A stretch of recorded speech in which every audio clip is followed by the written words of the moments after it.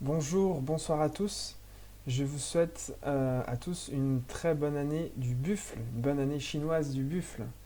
Donc c'était le nouvel an hier en Chine, le 12 février sur le calendrier grégorien, sur notre calendrier, qui est utilisé aussi bien sûr en Chine pour la vie de tous les jours, mais le nouvel an chinois est basé sur le calendrier traditionnel chinois, qui est un calendrier lunaire ou lunisolaire. Désolé si je bouge un peu comme un robot, j'ai une sorte de petit torticolis. Voilà, bon, ça va, mais ça sera un peu raide. Donc cette année, c'est l'année du buffle de métal.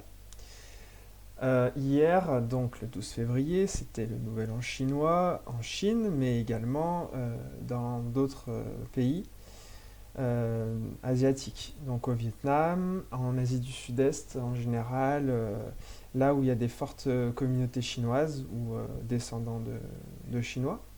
Je vais revenir un petit peu sur l'importance et la signification de cette fête. Le déroulement de cette période, des festivités du Nouvel An chinois, avec le calendrier, les dates, la manière dont c'est nommé en chinois, pas pour tout, mais un petit peu.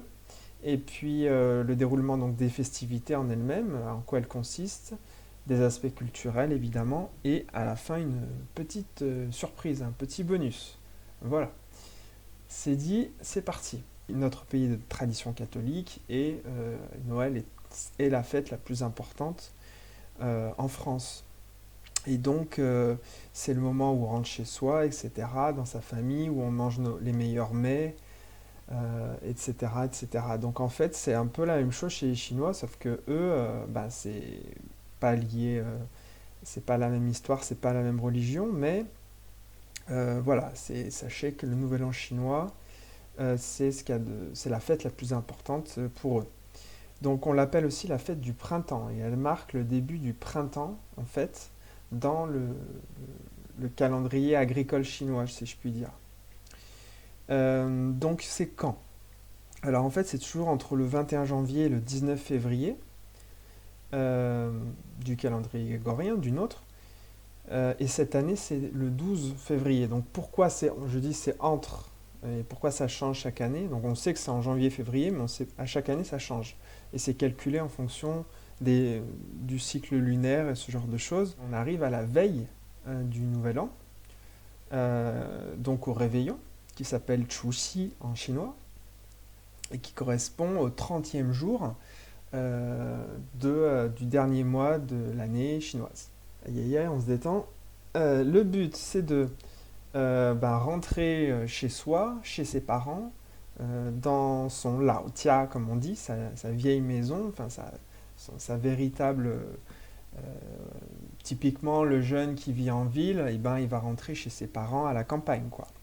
Donc on rentre dans son village natal, et donc ça donne lieu, vu 1,4 milliard d'habitants chinois, à beaucoup de personnes dans les transports, à ce qu'on appelle le mouvement du Chuanyuan. Chuan c'est le printemps et Yun c'est le mouvement, donc le mouvement du printemps, littéralement c'est vraiment la période à éviter pour voyager à ce moment-là en Chine, hein. Il y a 7 jours de vacances pour les salariés, plus pour les indépendants s'ils veulent ouvrir plus tard. Pour les scolaires, on aura un bon mois de vacances.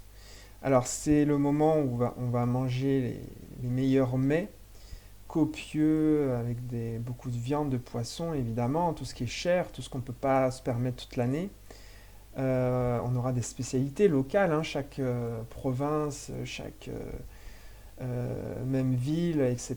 aura et puis village aura ses spécialités. Par exemple, pour les spécialités locales, à Pékin, typiquement, on va manger des raviolis pour le Nouvel An chinois. Et d'autres choses, hein, évidemment.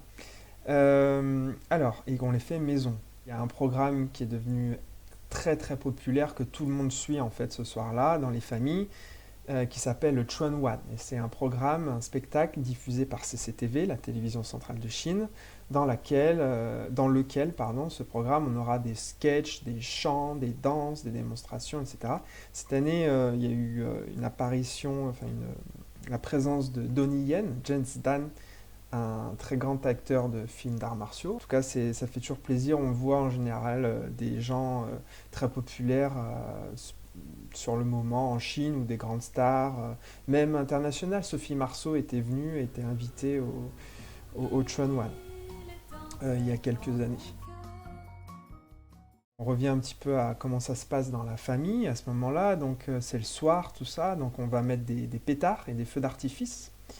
Donc cette nuit du Nouvel An chinois. Donc pour faire fuir la bête, en fait, d'après la légende, parce que on dit passer l'année. Alors année en chinois c'est nian, mais ça pourrait aussi vouloir dire une sorte de bête sauvage. Donc pour faire fuir la bête, pour être en sécurité, on va mettre des pétards et des feux d'artifice. C'est de là que viendrait la tradition.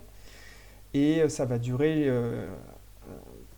plusieurs jours, vous pourrez l'entendre. Ensuite, on arrive au lendemain, c'est le premier jour de la nouvelle année, c'est le nouvel an, et c'est la fête du printemps, Chuantie. On va se faire des échanges de vœux, donc avec les personnes, donc sa famille avec laquelle on est réunis actuellement, et puis bah, ça se fait beaucoup par les réseaux sociaux, etc. Et on s'envoie des messages, donc de vœux de santé, de prospérité, de fortune, de chance, etc. Les premiers jours de la nouvelle année, on va traditionnellement rendre visite aux membres de la famille. On commence toujours par la famille du côté du père, ensuite de la mère, par ordre d'importance, de hiérarchie. L'ancienneté prime. Hein, voilà, ça vient un petit peu de la piété filiale, hein, du confucianisme. Et ça se retrouve concrètement hein, dans les familles chinoises. Ensuite, on a plein de coutumes, alors, des jeux de mots aussi, donc c'est très relié à la langue chinoise. Hein, il y a un certain nombre de coutumes, de superstitions, etc. Alors après, ça peut être assez curieux au départ, et puis on trouve toujours des histoires, des légendes qui expliquent. Ensuite, on achète souvent des nouveaux vêtements, des nouvelles choses, etc. Il y a un côté de changement, de renouvellement. On va s'offrir des rongbao, des petites enveloppes rouges avec de l'argent. Alors évidemment, c'est un petit peu comme nous les étrennes en fait, hein, les grands-parents qui vont donner aux petits-enfants. On a tout ce qui est, on a un folklore hein, lié au Nouvel An chinois qui est très dense, très riche, avec la couleur rouge hein, qui va revenir beaucoup, rouge et jaune, or. Donc ça rappelle les couleurs royales en fait, hein, chinoises de l'empereur. On va avoir des lanternes rouges très jolies, on a le jeu des devinettes cachées dans les lanternes, on va avoir des foires qu'on appelle miaohui, etc. Enfin, il y a énormément d'activités en fait à ce moment-là, très populaire, très bon enfant. On aura aussi par exemple de la danse du lion et du dragon dans le sud de la Chine, dans le Guangdong par exemple, etc. On arrive au 8e jour. Ensuite, et c'est un petit peu souvent le jour de l'ouverture de certains commerces, pas forcément tous, mais c'est un petit peu le moment où les choses reprennent, le travail va reprendre pour les salariés, etc. Alors pourquoi c'est Chuba pardon, là je vous l'ai dit en chinois, Chuba c'est le 8e jour en fait. Alors pourquoi ce jour-là en particulier il a une connotation particulière? C'est parce que en chinois, le chiffre 8, qui se fait comme ça avec la main, et qui se dessine aussi de cette manière-là. Ba en chinois, ça se dit dans la prononciation traditionnelle, donc proche du cantonais, c'est plutôt quelque chose comme fa. Et fa, ça veut dire, c'est synonyme de développement. Enfin, il y a un homonyme avec le développement, avec le fait de gagner de l'argent, avec le fait ça résonne avec la prospérité, si vous voulez. Donc, voilà, ce chiffre 8, le chiffre 8 est un chiffre porte-bonheur en Chine, et donc c'est un jour que tout le monde trouve bien pour démarrer le commerce, les affaires, etc. En fait, la période va durer vraiment 2 semaines, et au bout de ces 2 semaines, eh bien, c'est la fête des lanternes, qu'on appelle Yuan Xiaotie. Donc c'est 2 semaines après le jour du Nouvel An chinois, et ça marque la fin des festivités en fait. Voilà, donc c'est un moment où on va manger un bon bol bien chaud de yuan xiao. Alors dans le nord, les nordistes appellent ça yuan xiao et les sudistes appellent ça le trang yuan. Donc c'est des petites boules de riz glutineux dans une espèce de bouillon. C'est sucré, il y a souvent un peu du sésame noir, ce genre de choses. Éventuellement peut-être des baies de goji. Alors pour conclure, sachez que le Nouvel An chinois est très important en Chine, et pas que, j'en ai parlé tout à l'heure. Ensuite, c'est quelque chose qui rythme en fait vraiment l'année en Chine, hein. Tout est basé là-dessus. D'ailleurs, il y a plein de mots chinois, en chinois, où on se situe en fait, où on se positionne temporellement par rapport au Nouvel An chinois. C'est-à-dire qu'on fonctionne en fait avec deux calendriers en Chine, hein, faut le savoir. C'est un moment très important avec la famille, etc. Donc, honnêtement, c'est quand même moins intense en termes de sensations enfin en tout cas maintenant, depuis quelques années. Avec le temps, en fait, c'est vrai que c'est plus comme avant, comme on dit, hein, c'est quelque chose qu'on remarque un peu de partout. Déjà, économiquement, en fait, la Chine est toujours en pleine explosion, hein, donc économique, en fort développement. Donc, les plats exceptionnels de viande, de poisson que vous ne pouviez, auxquels vous ne pouviez pas accéder en fait à l'époque, à une certaine époque. Bon, la Chine en plus est passée par des périodes même de famine au XXe siècle, etc. Donc ils reviennent de loin. Et effectivement, à l'époque, le Nouvel An, c'était vraiment synonyme de, là, on pouvait se faire plaisir, on pouvait manger aux meilleures choses, aux choses les plus chères, etc. Donc c'est quelque chose que vraiment les gens devaient fortement apprécier et c'était exceptionnel. Maintenant, toute l'année, je dis pas que tous les Chinois sont riches, loin de là, hein, il y a des grands écarts économiques, mais globalement, l'accès à la viande, aux poissons, etc., vous pouvez quand même vous faire plaisir tout au long de l'année, plus ou moins, mais ça ne sera pas seulement réservé au Nouvel An.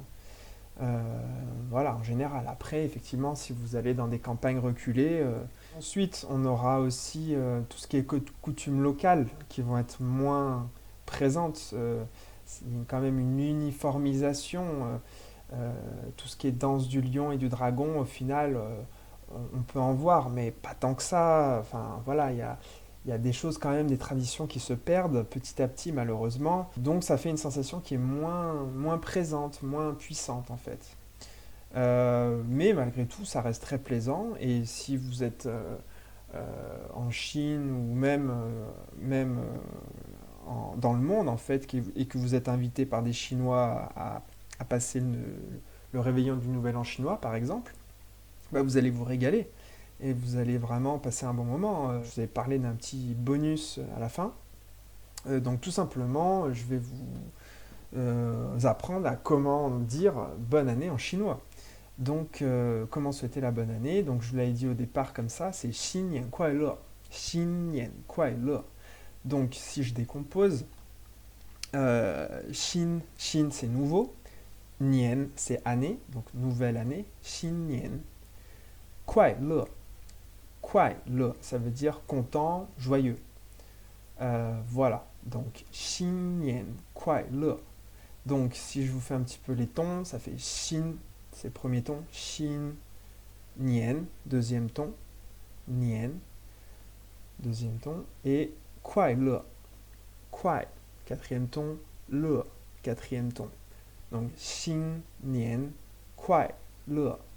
Et en mode plus rapide, Xin, Nian, Kuai Le.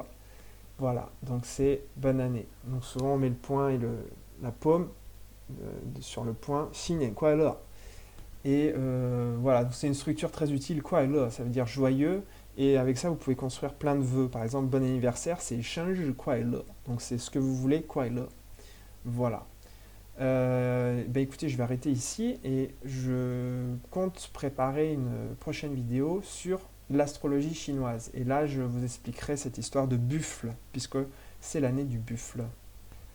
Au revoir, 再见.